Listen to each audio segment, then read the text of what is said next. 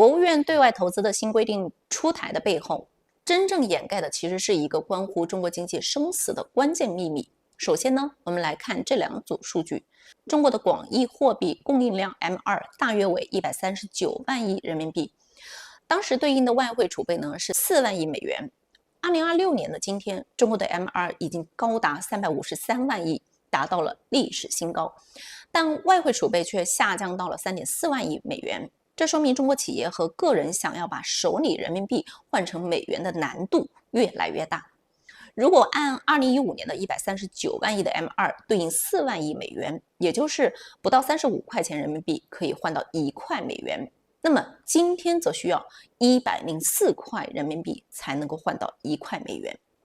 10年时间里，人民币对美元的真实贬值高达3倍。想要按目前6.8:1的汇率换成美元对外投资，正在迅速成为极少数符合政府意志者的特殊特权。这里便产生了一个巨大的宏观悖论。在官方的统计里，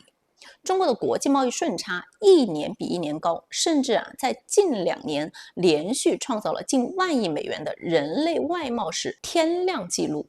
既然每天都在疯狂赚取全世界的美元，那为什么美元非但没有增加，反而成了中国国内的紧缺呢？想到注意到彭博社行业研究最新发布的中国资金流向指数，彭博社的指数揭开了这个谜底。仅在2025年1年，从中国境内流出的隐性热钱就高达1万亿美元，直接创下了自2006年有统计以来的历史最高纪录。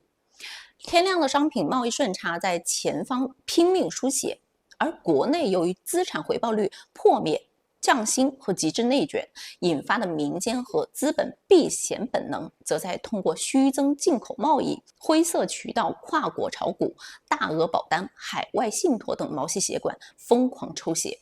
被彭博社曝光的这个万亿失血黑洞，让我们看到了中国经济最紧迫的金融警报。